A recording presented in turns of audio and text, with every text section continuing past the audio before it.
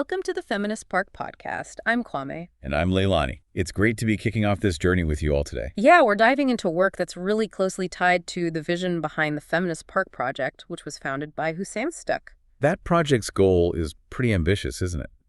Imagining these truly equitable public spaces, starting with the idea for an intersectional feminist park right here in Berlin. Exactly. And this podcast, well, it's kind of an extension of that.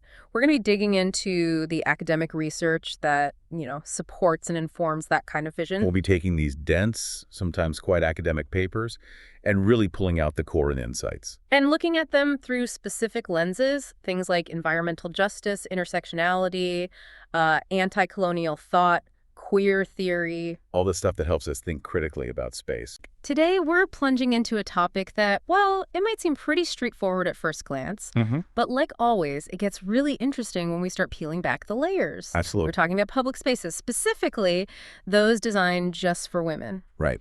And you might initially think, fantastic, safe spaces, empowerment, a place just for us. That's the common reaction, definitely. But here's where it gets really provocative.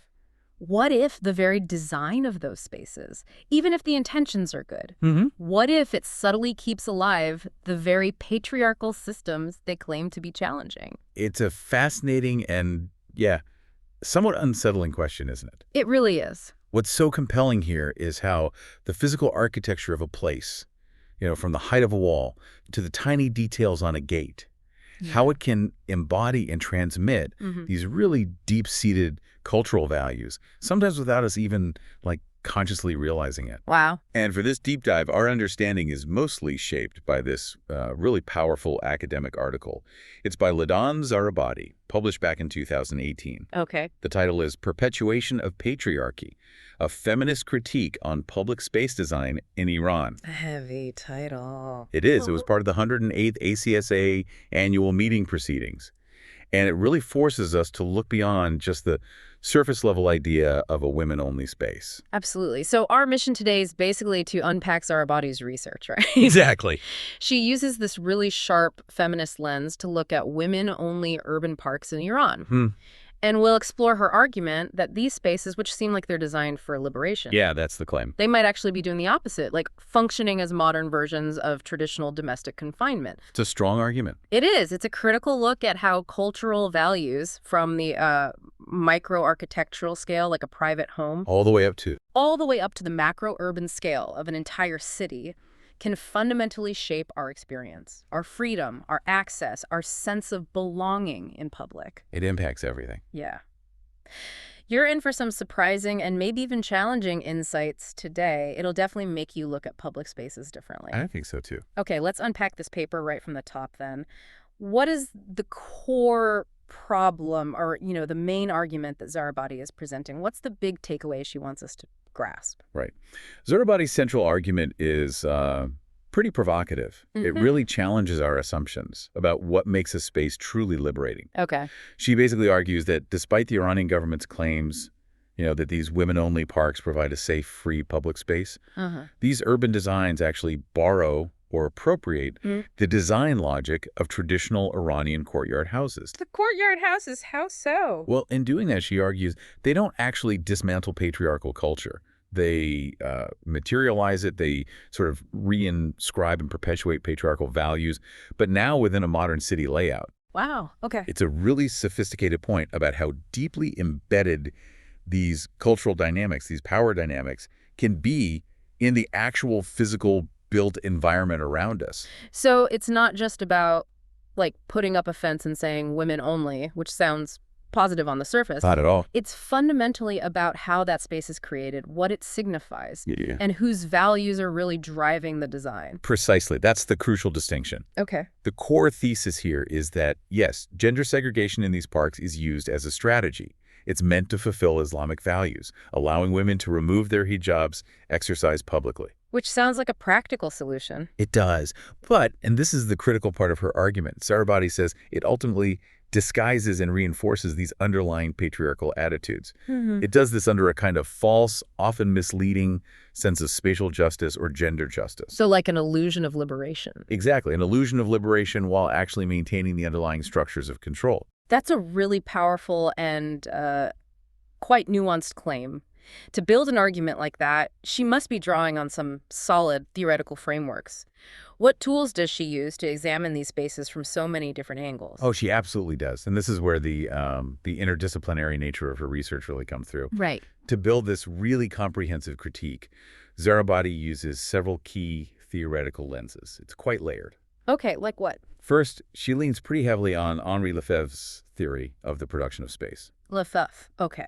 What's the core idea there? Lefebvre's idea is incredibly powerful and really relevant here. He argued that space isn't just some natural, empty container where life happens. Right, not just a stage. Exactly. Instead, it's actively produced and reproduced.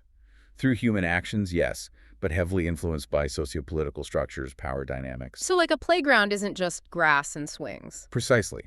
Its design, where it's located, even who feels welcome there, all that is a product of specific community values, economic decisions, political priorities. Okay, so if I'm getting this right, every single design choice in these parks, the wall height, the type of gate, everything isn't just about function or looks. It's like a silent declaration of power, of ideology. And it shapes how women actually perceive and experience their own freedom inside these supposedly freeing spaces. You've absolutely got it. It's how society leaves its fingerprints and its rules, quite literally, on the physical world. Wow. Okay, what else? Then, she brings in Stephen Graham's concept of urban militarization.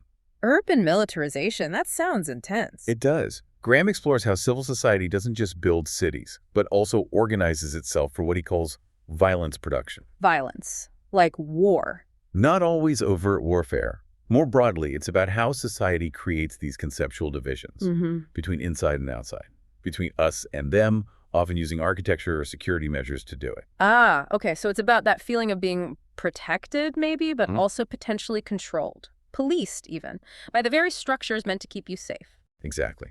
That's a stark contrast to how we usually think of a park, right? As a place of open leisure. Totally. It makes you ask, who gets to define the inside? And who is considered the outside threat that needs guarding against? Okay, that adds another layer. What other theories? She also engages with Jürgen Habermas's ideas on the public sphere. Habermas, right. The public sphere. Yeah. He famously defined it as this open arena linked to public authority accessible to all for free discussion, debate, identifying social problems. The key word there being all. Absolutely. Habermas really emphasized its openness. He contrasted it sharply with anything closed or exclusive.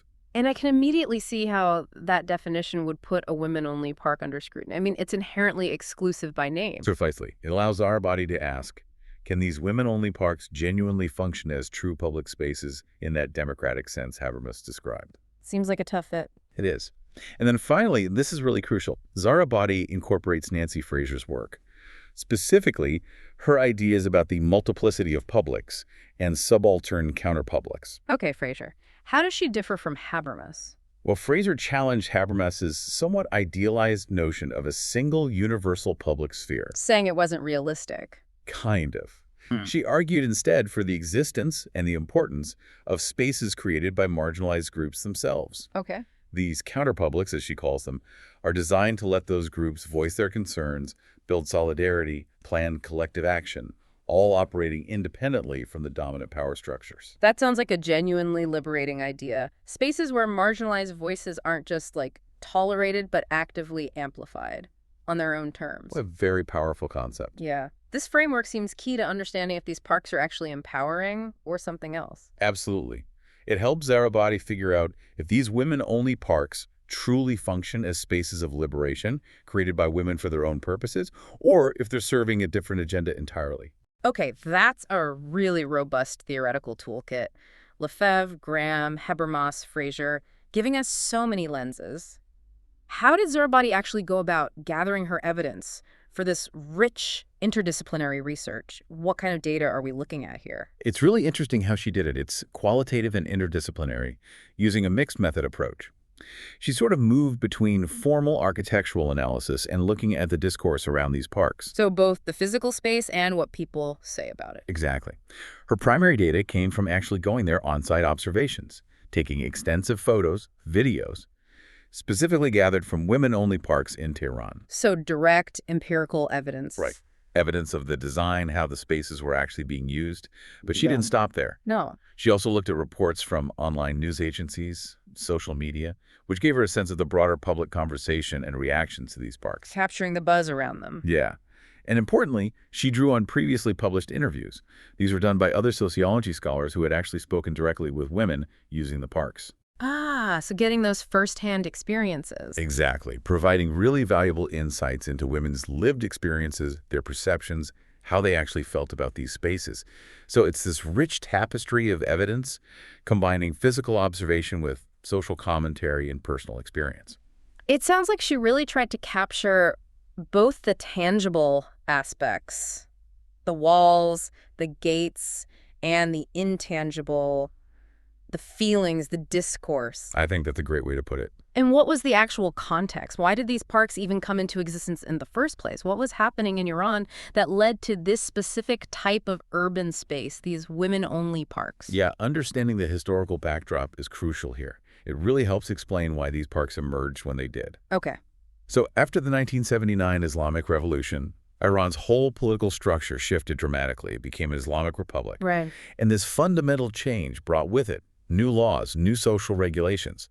And unfortunately, many of these disproportionately affected and discriminated against women. How so? Well, a key aspect was the mandatory requirement for women to follow a strict Islamic dress code, their hijab, in all public spaces. Not optional. Not optional at all. It was enforced. And this dramatically impacted women's public lives, their ability to just move freely, comfortably outside their homes. I can only imagine. So, in response to these new social realities, these limitations on women's public appearance and activities, the idea of women-only parks started to emerge. This was around the early 2000s. Okay, so a couple of decades after the revolution. Right. And the stated purpose, the official reason, was ostensibly practical: to allow women a public space where they could be without veiling. To exercise, maybe? Exactly, to engage in physical activities and also to address health concerns like lack of sunlight exposure, vitamin D deficiency, limited mobility because of the mandatory dress code. So real health considerations were part of the justification. Yes. There were even reports back then of women trying to quietly exercise in mixed public parks, despite constant warnings from the government, interruptions by morality police. It really highlighted this pressing practical need some women felt for such spaces. The first women-only park in Tehran actually opened in 2008, and then more followed across the country. So it was presented as a solution. Presented as a practical solution to a real public health and social issue for women. But as Zarabadi argues, the way this solution was implemented had these deeper and maybe unintended consequences. Right, which brings us back to the core critique. Exactly. Okay, here's where it gets really interesting for me. This idea that patriarchal culture isn't just abstract rules or laws, but it's actually built, quite literally, into the physical spaces themselves. How does the article trace this translation, from the micro scale of a house to the macro scale of a park, especially through the lens of traditional Iranian architecture? Because that seems like quite a leap. It is a brilliant and really powerful connection that Zarabadi makes, and it's absolutely central to her argument. Okay. She highlights the traditional Iranian courtyard house as this critical architectural blueprint, essentially, for these modern women-only parks. The courtyard house as a blueprint. Yeah. This traditional type of house, especially common in Iran's drier regions, is profoundly introverted in its design. Introverted? How do you mean? What does that actually mean for how the space works and for the people living inside? It means the design is largely self-contained. It turns inwards, away from the street, away from the public gaze. Okay. Historically, the courtyard house rigidly enforced this very clear public-private split. Right. There was the Biruni, that was the public or male zone for receiving male visitors, guests. Okay, the outer part. Exactly. And then there was the Andaruni. This was the deeply private or female zone, strictly reserved for family members, especially the women of the household. The inner sanctum, almost. Pretty much. Oh, there. And this division wasn't just like a conceptual idea. It was physically built into the architecture. Yeah. Reinforced by the walls, the layout.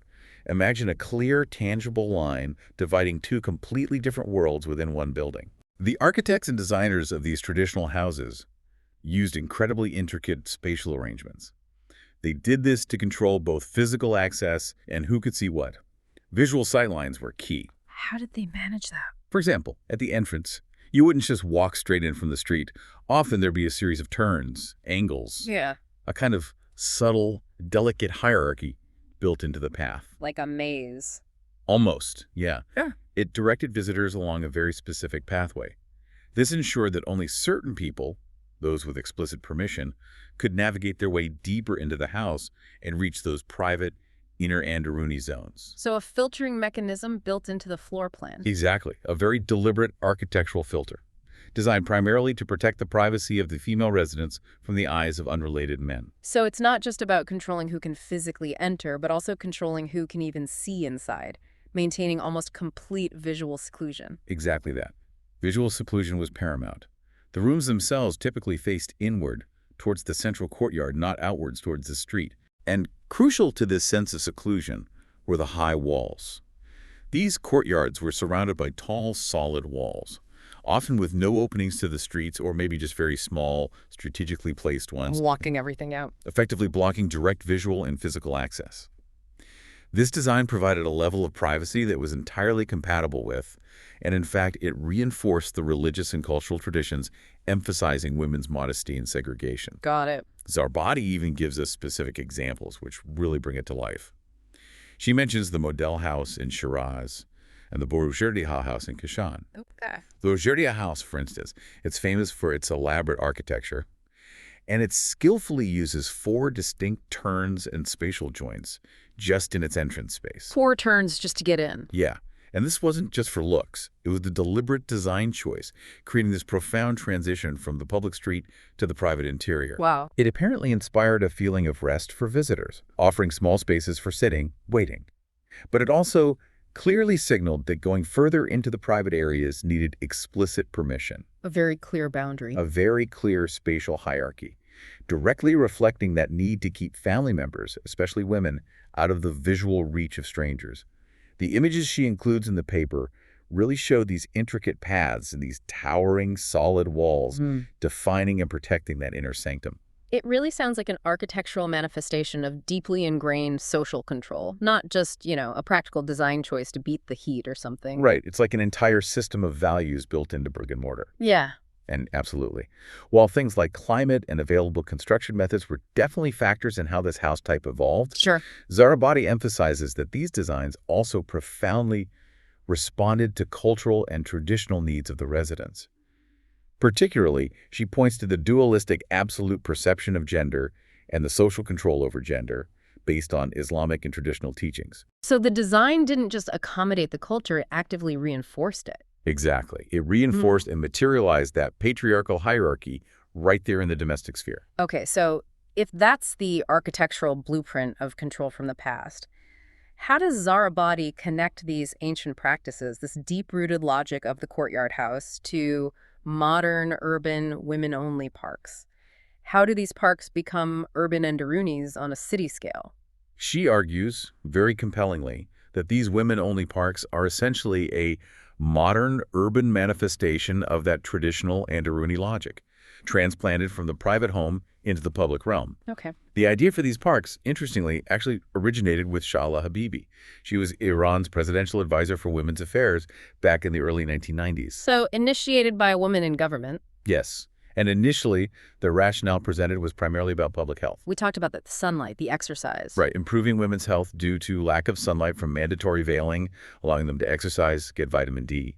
There was a genuine practical need being identified. And the first women-only park in Tehran opened in 2008, with more following across the country. Right. Now, to illustrate her point about the connection to the Anderuni, Zarabadi uses Narja's women-only park in Tehran as our prime case study. It opened in 2013. Narja's Park. Okay. And the description she provides is really striking, almost jarring, actually. Oh, so. The entrance to Narja's Park features this prominent green gate. Behind it, there's a green curtain. And there's a dedicated security building right there. Security building at a park entrance. Yeah. And upon arrival, visitors don't just stroll in. They undergo body checks. Their belongings are X-ray scanned. And they have to submit their cell phones before they can enter. Whoa. That sounds less like entering a relaxing green space and more like passing through airport security or a military checkpoint. It absolutely does. And that reaction is core to Zarabadi's critique. Right. This rigorous, somewhat intimidating entry process, she argues, embodies the courtyard house's filter function, but now applied on an urban scale. Ah, okay. The filter. It acts as this strategic, heavily controlled gate between public and private, male and female zones, meticulously deciding who can pass and under what conditions. So it's like a modern tech-heavy version of those turning angles in the old houses. Exactly. A contemporary twist on those turning angles and long guarded corridors. But now, applied to a public leisure space, the message is clear. Entry is conditional, and the space inside is intensely monitored. Okay. And what about the physical barriers? You mentioned high walls for the courtyard houses. Oh, the barriers are extensive. The park is surrounded by this imposing 2.50-meter high perimeter barrier. 2.5 meters, that's pretty high. It is. And it's composed of 3 distinct layers. First, a sturdy stone wall at the base. Okay. Then a metal screen installed on top of that. And then behind those, galvanized metal sheets creating this really opaque layer. So multiple layers of wall and screen. Yes. And beyond those artificial structures, there's also a line of high trees planted to provide an additional natural screen. Extra visual blocking. And wait, there's more. To ensure absolutely no outside views are possible, additional high tent-like structures are installed in any spots where there might still be even a remote chance of visual access from outside. Tent structures, like temporary looking. Yeah, tall, tent-like things. And park security apparently actively warns women if they even approach these boundary spots where there's any chance of being seen from afar. Wow. That level of visual control is intense. It absolutely is. And this directly mirrors the high, solid, impenetrable walls of the traditional courtyard houses. It effectively creates an anderuni by isolating the internal space both physically and visually from the outside world, and especially from any potential male gaze. So visual seclusion isn't just a design feature, it's like an absolute command, enforced by layers of infrastructure and active surveillance. That's a very accurate way to put it. And what about the rules once you finally get inside? Do they also contribute to this sense of control? They absolutely do, and they significantly contribute to what Zarabadi calls the diminished publicness of the space. How so? What are the rules? They're quite extensive and restrictive. Banned items include cameras. No photos. No photos. Yeah. Boys over the age of 5 are not allowed in. Which impacts mothers with young sons. Exactly. Pets are banned. Any form of advertising is banned. Any trade or commercial activity inside the park is forbidden. Okay. And even sunbathing, which you might think is a fairly normal activity in a park, that's also forbidden. Wait, even sunbathing? Why? The article doesn't explicitly state why for sunbathing, but it fits the overall pattern of control. These rules, Zarabadi argues, go way beyond just ensuring privacy. Right. They diminish the inherent publicness of the space. They make it relatively private, but also mysterious.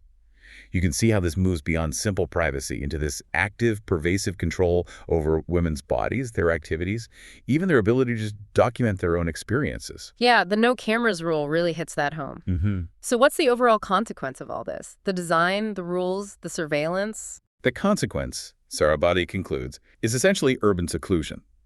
These parks truly function as urban anderunis. They become the only spaces where Muslim women can be unveiled and feel free from the hijab in public. Which sounds good in one way. Right, and while they might provide a much-needed space for women to connect with each other, homosocial communication, and do physical activity, they are fundamentally isolated, set apart from the main public zone of the city.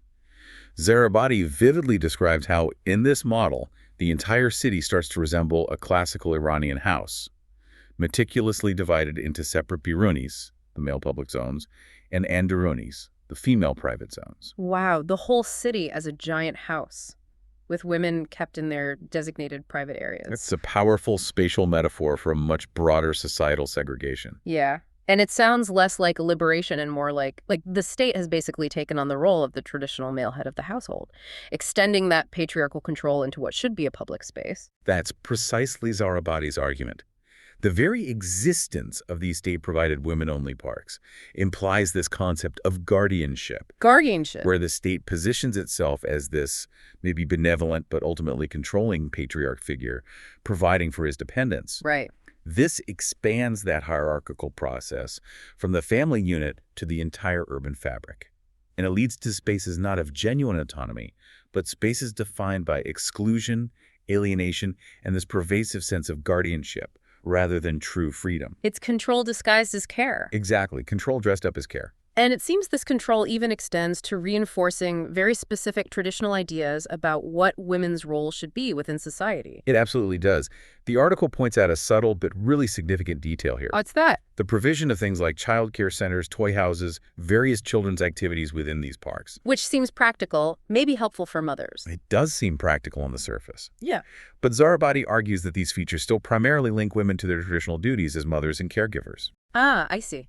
This design, she contends, subtly reinforces the concept of the traditional woman and heteronormative family as the ideal lifestyle. So it's prescribing an ideal. Yeah. It subtly dictates what kind of woman is considered ideal or appropriate for these spaces rather than genuinely accommodating all women with their diverse interests, life stages, family structures. Mm-hmm.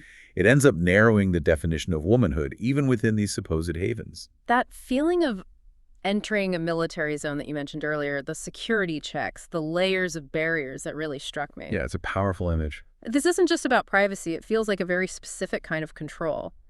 How does Zarabadi connect these pervasive design elements and rules to Stephen Graham's theory of urban militarization? It's a really crucial connection she makes, and it's where Graham's theory becomes incredibly illuminating for understanding these parks. Zarabadi directly links these design choices, the barriers, the surveillance, to his concept of urban militarization. Now, Graham describes militarization as this contradictory, intense social process in which civil society organizes itself for the production of violence. Okay, but how does that apply to a park? Well, the key insight for this context is how militarization involves the social construction of a conceptual division between the inside and the outside.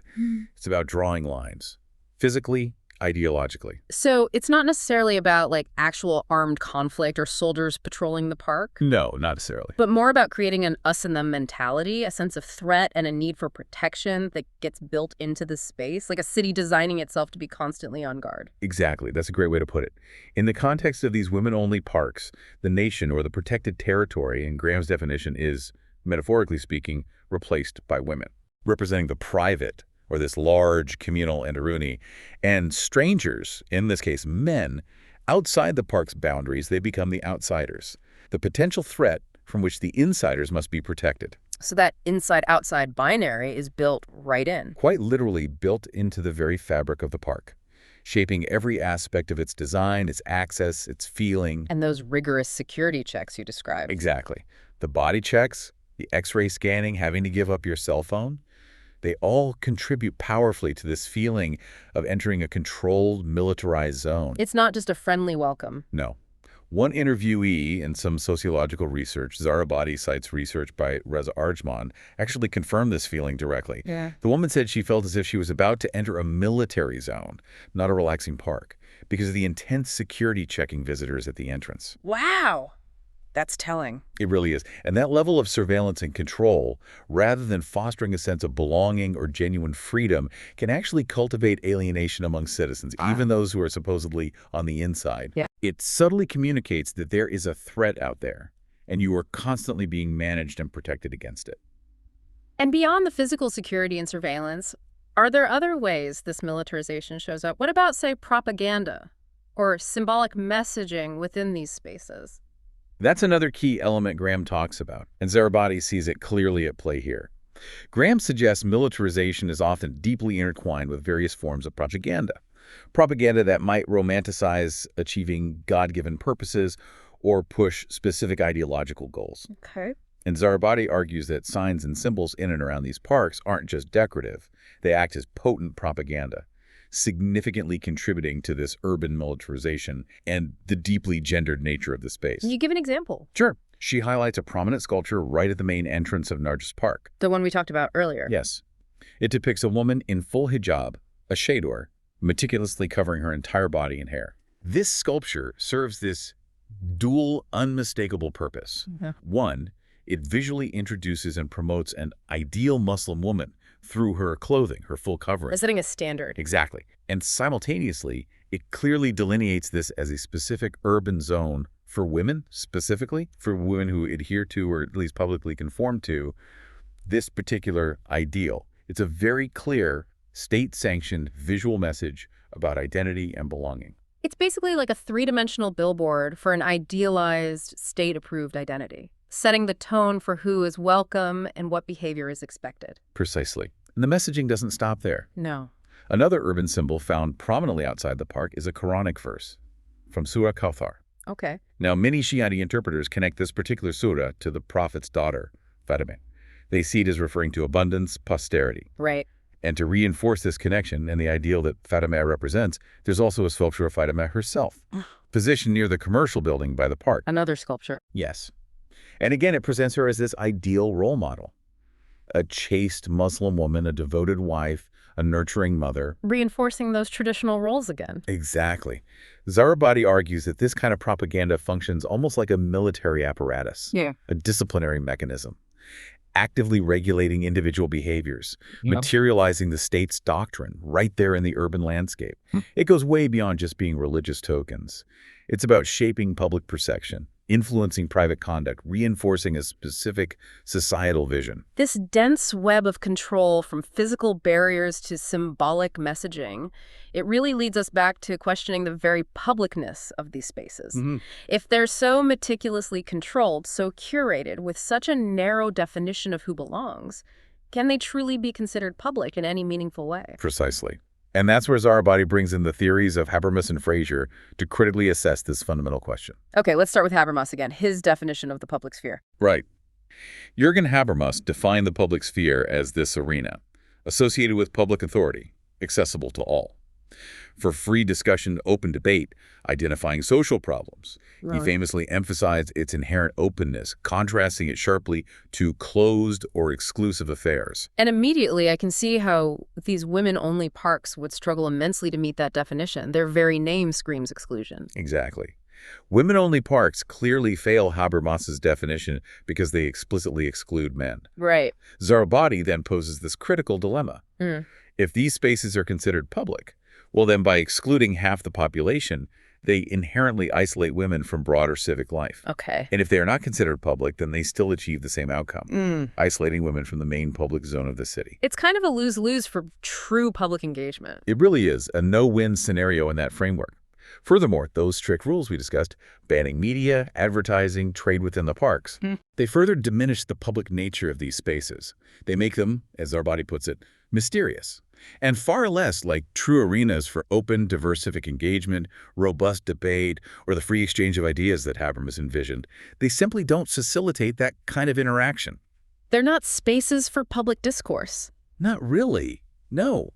However, it's important to acknowledge, as many have, that Habermas's view has been critiqued for being too narrow, maybe reflecting a primarily male bourgeois class perspective, which is where Nancy Fraser comes in again, with this crucial intervention providing a more expansive view of public life. Right, her multiplicity of public. Exactly, recognizing that society isn't just one single monolithic public.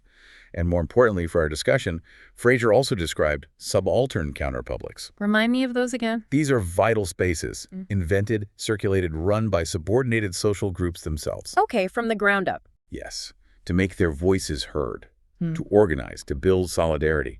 Crucially, these spaces operate independently of dominant structures, often as a refuge or as a base for challenging the status quo. So the idea of a counterpublic sounds like it could be a powerful space for genuine feminist liberation, a place where women could truly define their own terms. It absolutely could be. But do these state-provided women-only parks qualify as counterpublics according to Fraser's definition? Zarabadi argues quite definitively, no. They cannot be considered subaltern counterpublics. Why not? Well, while they might appear on the surface to be a response to women's needs for health, for a space without veiling, they were provided by the state, rather than being initiated, designed, and driven by marginalized groups themselves. And this is a critical, fundamental distinction. The origin matters. Immensely. Counterpublics are independent spaces, where marginalized groups actively build their own platforms for collective voice, critique, resistance. Since these parks are a state-sanctioned initiative, carefully managed, controlled by the dominant power structure, they ultimately reinforce that sense of guardianship, that state authority. Instead of fostering independence. Exactly. Instead of fostering true autonomy. self-determination, collective action from below. So they don't quite fit Fraser's criteria for a genuinely liberating, independent public sphere. That's a really important distinction. State-provided versus community-initiated. It changes the entire power dynamic. Yeah. And fundamentally impacts whether a space can truly be called liberating. Absolutely. Okay, we've talked a lot about gender and state control, but are there any hints in the source material about how socioeconomic factors might play in? Does class influence access or the experience in these supposedly liberating spaces? That's a great question. While the article doesn't dive super deep into the class dynamics of the specific women using these parks today, it does offer some crucial historical and contextual clues, and these really highlight a powerful warning about class disparities when it comes to urban space. Like what? For example, Zarabadi notes that prior to the Islamic Revolution, when public spaces in Iran were becoming more gender-neutral, those mixed-gender areas were predominantly found in the rich, modern, and westernized neighborhoods. Oh, okay. Not everywhere. Not everywhere. This strongly suggests that access to certain types of public spaces and the freedoms that came with them was significantly influenced by socioeconomic status, by cultural alignment. So wealth mattered for access. It paints a picture where public space wasn't universally accessible in the same way across all social strata. Wealth implicitly granted greater access to certain urban experiences, certain freedoms. So even when spaces were technically open, practical access was still stratified. By wealth, by location, the freedom of public space wasn't a given for everyone. Exactly. And we see this pattern reflected, maybe indirectly, but still powerfully, in the details Zarabadi gives about Nargis Park's accessibility today. How so? Well, the paper mentions that the park has a parking lot for personal cars, conveniently located right by the main entrance. Okay, easy for drivers. Right. Which immediately points to ease of access for those who have private vehicles. But what about public transport? For those relying on public transport, which is often, though not always, a proxy for lower socioeconomic status reaching the park involves a nearly 900-meter walk from the closest bus stop. That's almost a kilometer walk. Yeah. And furthermore, the closest metro stations are no less than 2.2 kilometers away. Over 2 kilometers. Yes. Making access without additional transport, like hopping on another bus or taking a taxi from the station, quite challenging. And time-consuming. Definitely not convenient. No. This implicitly creates a significant barrier for women from lower socioeconomic backgrounds who might be more dependent on affordable public transit. It limits their access based purely on economic capacity and daily practicalities. It's a subtle but effective form of exclusion baked into the location and transit links. It really is. And if we look historically again, Zarabadi reminds us that even within those traditional courtyard houses, wealth played a crucial role. Wealthier individuals could afford to design and maintain multiple courtyards within their homes, maybe one for very private use, another for semi-private or semi-public zones, perhaps a separate service courtyard. More space, more division. Exactly. It illustrates how economic capacity historically shaped the extent of private and controlled space available even within a single household. These historical patterns, where spatial access is influenced by class, provide this broader context. Okay. For understanding how contemporary urban design, even when it claims inclusive intentions, might inadvertently keep those disparities alive, creating spaces that are physically there but practically inaccessible to everyone equally. That's a powerful point, how design can create an illusion of universal access while still maintaining subtle class-based barriers. It really makes you look closer. Definitely. The article also explicitly states, and this quote stuck with me, that segregation does not work for all women's groups and marginalizes those due to their difference with the state's norm. How can we understand this through a broader lens of marginalization, maybe even beyond strictly migrant or racialized contexts in this specific paper? What does it tell us about the danger of designing for a monolith? You've hit on a truly crucial intersectional point there. It underpins so much of Zarabadi's critique. Yeah. While her article's primary focus is, understandably, on Iranian women within their national context, that concept of state-imposed norms leading to marginalization is universally applicable. It's deeply relevant to any discussion of urban planning anywhere. Okay. The paper clearly shows that these parks are constructed based on Islamic normative values. Okay. We've talked about the propaganda, the Chador sculpture, the references to Fatimeh. Right, the ideal woman. Those things don't just exist passively. They actively delineate and promote a very specific ideal Muslim woman. So the state isn't just creating a space, it's also defining quite narrowly the acceptable identity and behavior for anyone who uses that space. It's a very exclusionary kind of invitation, isn't it? Precisely. It creates this specific, narrow ideal of womanhood and public behavior. And then the question becomes, what happens to those who don't fit that ideal? Right. Well, sociological research cited by Zarabadi suggests that only a small number of women are satisfied with these gendered parks. Only a small number, really. That's what the cited research indicates. Many others, the research suggests, use them out of sheer necessity because there are simply no other options for unveiled women to be active in public, or they would strongly prefer truly inclusive public spaces if they existed and felt safe. So using them, but not necessarily liking them. Exactly.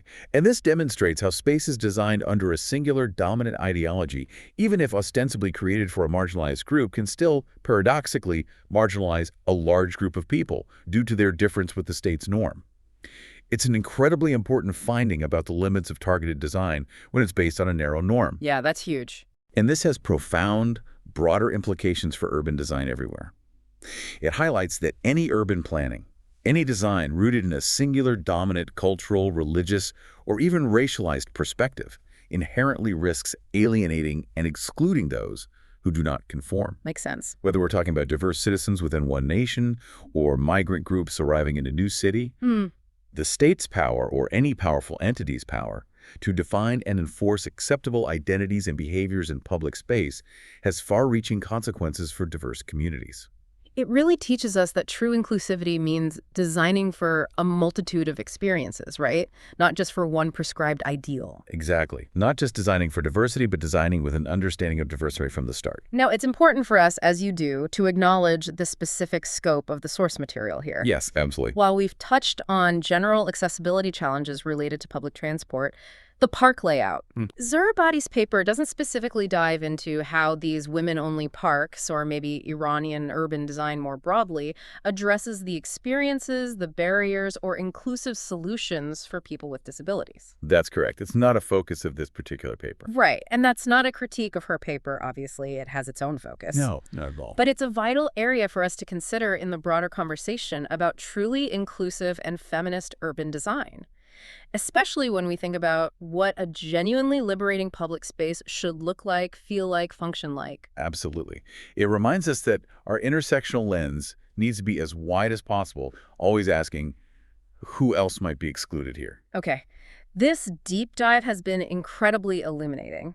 It's exposed just how complex and even contradictory the idea of a safe or liberating space for women can actually be. It's definitely not simple. No, it's clearly not as simple as just drawing a line on a map and saying, this space is for you. Far from it. So, bringing this all back, what does this mean for the concept of the feminist park that we've been exploring on this show? How does Zarabadi's critical analysis directly inform our vision? How does it help us refine our understanding of what we're trying to achieve? Oh, this research provides an absolutely crucial context, both theoretically and practically, for understanding why a truly feminist park is not and really cannot simply be just a women-only park. Right, it has to be more. It has to be something far more profound, more nuanced, and genuinely transformative. Zarabadi's work powerfully validates the urgent need for spaces that embody genuine liberation and equity, not just superficial segregation. Yeah. It demonstrates with really stark clarity how women only can paradoxically become a tactic that perpetuates rather than dismantles patriarchal control by merely shifting its form, from the traditional domestic home to an urban public space. It's like putting old wine in new bottles. Kind of, yeah. It's a serious warning against well-intentioned solutions that might be fundamentally flawed if they don't address the underlying power structures. So it's not enough to just separate or designate a space. The underlying intention, the power dynamics at play, the actual execution that all truly matters. It's about the quality and the philosophy of the separation, maybe, not just the fact of it. Precisely. And this analysis directly informs the foundational design principles for a truly feminist park, particularly in teaching us what we need to rigorously avoid if we're aiming for genuine liberation. Okay, so what are the key takeaways? What should we not do based on this? Okay, first, a feminist park must actively challenge and resist any notion of guardianship. No paternalism from the state or designers. Exactly. It must not be an imposition from any state, any authority, acting as a guardian or a benevolent patriarch. Its creation, its design, its management. It has to be rooted in genuine bottom-up community participation, leadership from the marginalized groups it aims to serve. Reflecting Fraser's idea of an authentic counterpublic. Precisely. Emerging from the ground up, not imposed from the top down. Imagine a park designed by its users, for its users, where every feature reflects their expressed needs and desires, not some state-mandated ideal. Okay, no guardianship. What else? Second, we have to actively and intentionally reject what Zarabadi calls that false publicness and the isolation it creates. Meaning We must absolutely avoid designs that diminish the very essence of publicness.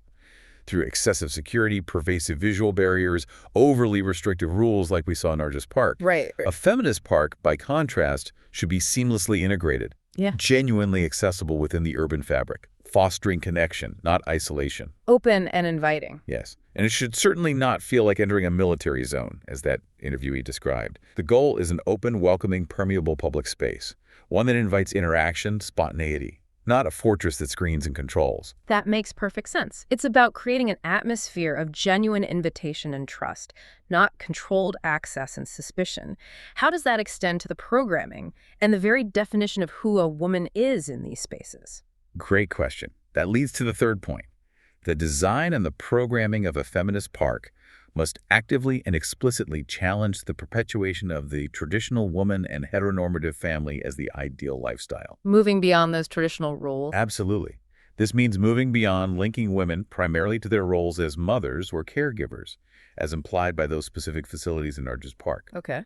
A feminist park should be a space that embraces and supports all gender identities, not just cisgender women, but trans women, non-binary individuals, all family structures, all individual expressions. So truly inclusive. Yes.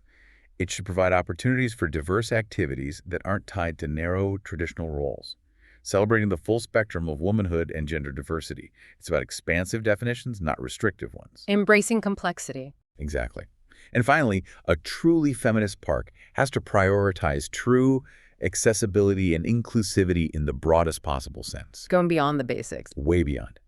The lessons from the class perspective, the migrant justice perspective, even when they were indirectly addressed in Zarabadi's work, they highlight the critical importance of designing for all. What does that mean in practice?